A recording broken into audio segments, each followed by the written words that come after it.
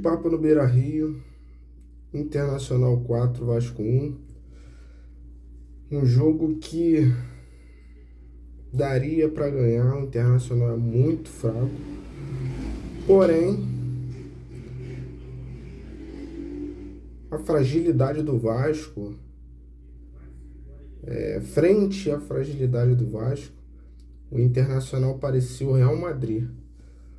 Todo contra-ataque era um barata voa. E o resultado foi esse aí. A gente pensa na gestão, que no processo de eleição prometeu ser transparente, não está sendo. Tínhamos esperança aí, né, que essa gestão fosse mais eficaz, porém, mesmo sem ter que pagar dívida de longo prazo, né, devido ao RJ aí, não tem penhoras, está conseguindo gerir sem ter penhoras, e vários outros fatores aí sendo favoráveis à gestão, mas está sendo um fiasco também, né? Contratações equivocadas, várias contratações equivocadas, e descendo, né, a reclamação, escalonando, né? A gente, logo após de pensar na gestão, a gente pensa no técnico, que no início era bem coerente nas substituições. Inclusive, o que eu pensava, o que a maioria dos torcedores pensava, ele ia lá e fazia. Então, coincidia muito, porque normalmente as substituições são óbvias, né? Não precisa ser expert no assunto para saber que o Tietê não tem condições de vestir a camisa do Vasco. Ou, por exemplo, se ele estiver em campo e o time estiver perdendo, que ele tem que sair e entrar um jogador mais eficaz, né? Isso não é nenhum bicho de sete cabeças para poder entender, né?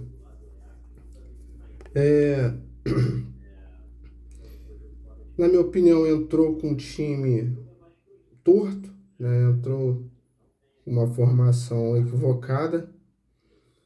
Entrou num 4-1-4-1 sem a bola ali, mas com a bola virava um 4-2-3-1. Foi o Léo Jardim, o Cuesta, o Robert Renan, na lateral foi o Piton e o Puma Rodrigues, na volância ali foi o Gumora e o Barros, no lado esquerdo Andrés Gomes, no meio ali foi o Nuno, na ponta direita foi o potente aí, o brabo Tietê. E no ataque, o astro Brenner. Ele optou por entrar dessa forma, também por escolha técnica. Não viajou o Spinelli e o Adson. O Adson até então uma possível fadiga muscular. O Spinelli foi a critério dele mesmo. Muito me espanta a fragilidade dos jogadores hoje em dia, que joga meia dúzia de jogos e já tem que fazer controle de carga, né? Como era antigamente, hein? Edmundo, na época de Edmundo, Romário, Juninho, era jogo quarta, domingo, era jogo à beça e os jogadores estavam ali. Na época do JJ, no Império do Mal, os jogadores jogavam o tempo todo. Não sei o que acontece. Agora, tudo é controle de carga. Eu não sei se é realmente controle de carga ou se isso é utilizado como desculpa para tirar o jogador da partida, assim como é feito às vezes caso de lesão, quer tirar um jogador, fala que ele teve uma lesão em alguma parte do corpo, ou que teve uma dor de barriga, ou tá gripado. Enfim, tem algumas artimanhas, né, de bastidores aí que eles utilizam. E aí o Renato entrou dessa forma e o time foi um fiasco. Agora já escalonando, né, continuando esse escalonamento aí.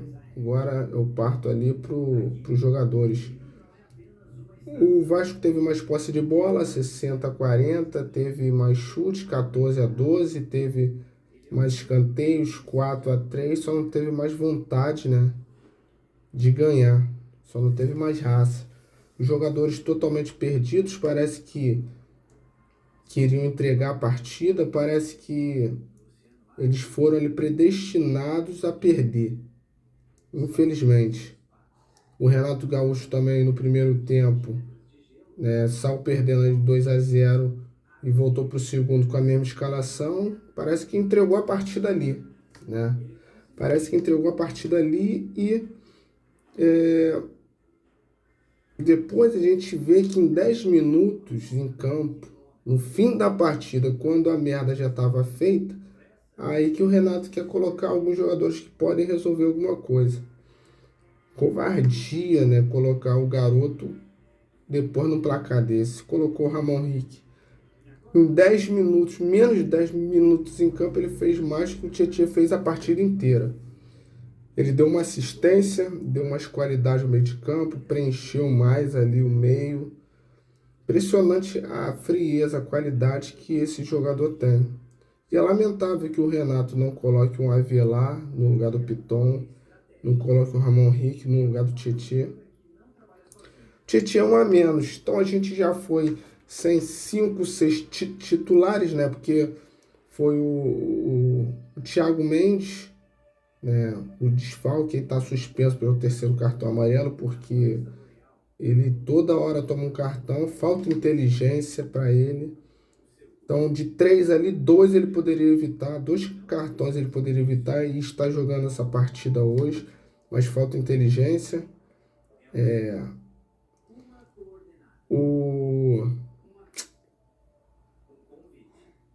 Teve outro também que tomou o terceiro amarelo, estou tentando me lembrar aqui, mas é isso, sabe? Falta inteligência, falta aprendizado, porque o Vasco não aprende com os seus erros. Não aprende com os seus erros, é impressionante. Eles erram e continuam errando a mesma coisa e vão evoluindo o erro. Tá? Vamos lá. O goleiro mais bem pago do Brasil falhou no primeiro gol do Mercado, que foi anulado. A bola viaja segundos, que dá tempo para ele se projetar, mas ele não vai abafar o Mercado. Ele fica preso ali embaixo do travessão, esperando essa bola. E aí toma o gol. Ainda bem que foi anulado. A zaga parou. Deu pânico total. Um gol bobíssimo. Um gol de juvenil. Nem várzea acontece isso. Impressionante como esses jogadores são ruins. Impressiona. Aí anulou. E então o primeiro gol foi aquela bobeada do Carlos Cuesta, que falta inteligência em todos os setores, ou quase todos os lances. Por quê? A bola tá viajando, ele tá com o jogador ali que vai receber essa bola. Ele não pula com o jogador. Ele tinha 2 opções ao meu ver. Ou ele pula com o jogador, ou então ele dá 3 passos para trás para dar uma margem de reação, para ver para onde essa bola vai. Ou ele intercepta esse jogador aí que vai atacar a bola, ou para a direção que a bola vai, ele vai de encontro a essa bola, mas ele não faz nenhuma coisa nem outra, e quem está esperando lá é o Carboneiro. E detalhe, jogo 0-0 e os 2 zagueiros no meio de campo. Sabe, no meio de campo, passou do meio de campo, estava no setor de ataque. Para que isso? Por que isso? Como que tá 0-0 e a zaga vai permitir que um jogador esteja praticamente no meio de campo já com a bola para avançar aquele terreno todo e pegar o goleiro sozinho? Cara, é surreal isso. Surreal. E aí o segundo gol. Pô, o goleiro mais bem pago do Brasil sai daquela forma e parece que ele é um pouco narcisista, né? Porque ele erra e fica discutindo com a zaga. Não sei o que ele tá pensando da vida. Porque ele erra e fica discutindo com a zaga. Tentando imputar aos outros o erro dele.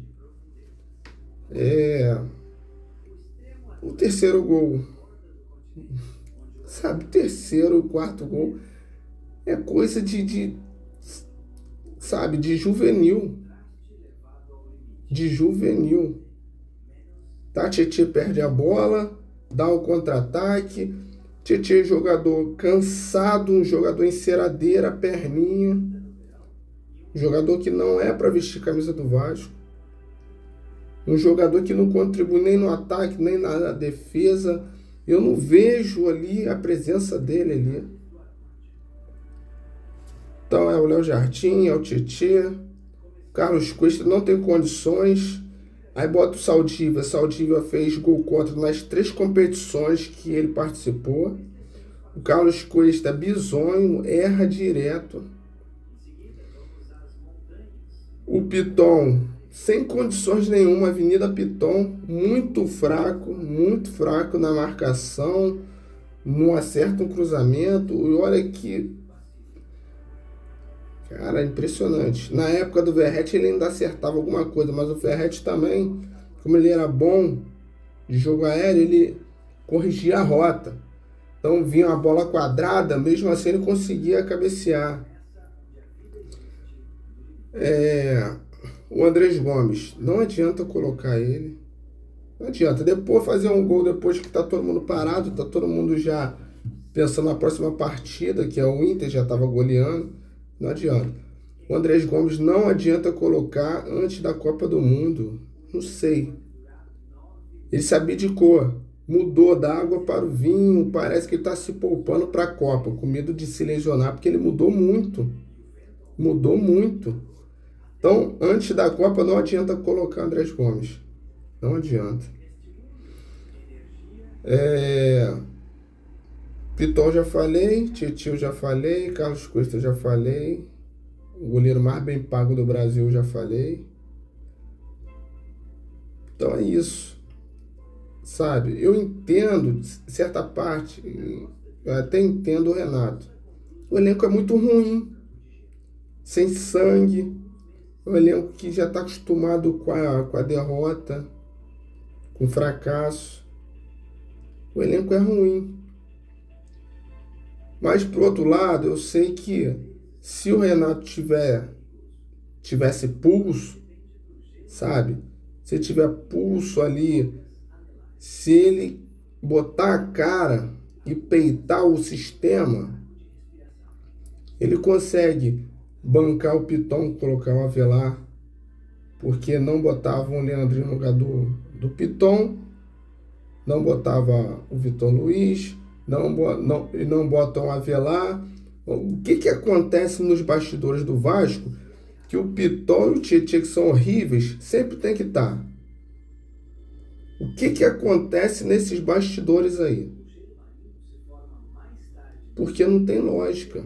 É notório que não tem condições do Tietê, do Piton, estar nesse elenco. O elenco é ruim, mas dessa forma o Renato piora a situação, não tem condições. É muito difícil. Então a situação é essa. Dá para colocar o Avelar no lugar do Piton, dá para colocar o Ramon Henrique no lugar do Tietê. Olha, eu me arrisco a dizer que se tivesse ali pelo menos o Spinelli, tá? O Adson voltou agora de muito tempo parado, etc e tal. Ah, fadiga, tá bom. Dá para engolir. Agora, dava para manter, dava para estar aí o Spinelli, o Avelar no lugar do Piton, Spinelli no lugar do Brenner. Brenner não tem condições. Brenner é muito ruim. Brenner e Saldívia, o que o Diniz estava, aonde ele estava com a cabeça quando vê o Vasco com dinheiro para contratar e aí ele pede o Saldívia e o Brenner. Pelo futebol não é possível. Pediu por outro motivo, não é possível. Pelo futebol, negativo, cara. São ruins demais. Spinelli no lugar do Brenner, Avelar no lugar do Piton, Ramon Rick no lugar do Tietê. Eu acho que isso aí já ajudaria muito. E outra, Carlos Cuesta já está na hora de a gente pensar ali em um sub-20 também. No cria da base também. Falcão, sei lá. Porque eu prefiro, se for para errar, eu prefiro ver um garoto errando do que um cara barbado que dizem que é 40, 50 milhões e errando dessa forma. Melhor devolver. Porque para gastar isso tudo, tiver que comprar, não, sem condições. Não dá para comprar. Então é isso. Eu acho que se tivesse, pelo menos com essas 3 ou 4 trocas aí, o jogo seria outro. O Inter é fraquíssimo. O Vasco deu a vitória, o Vasco perdeu para ele mesmo. Depois que a porteira estava aberta, irmão, aí virou salseiro. Aí já entrou psicológico ali também. Aí, terceiro e quarto gol, eles criaram, entre aspas, porque o Vasco já estava entregue. Nem eles estavam acreditando. Eles estavam ali entorpecidos ali. Nem a torcida bateu palma, gritou, estava feliz da vida, porque nem estavam acreditando nisso. Em vitória de 3-4-0. Choraram, e enfim. É isso. Beleza, rapaziada? Curte, comente, compartilhe. Beleza? Dá aquela hypada. Se inscreva no canal, dá essa moral. E é isso. Tamo junto com muita fé. Forte abraço. Saudação vascaína. Essa rima aqui só tem 10 segundos. Deixa o like e se inscreve e manda pra todo mundo.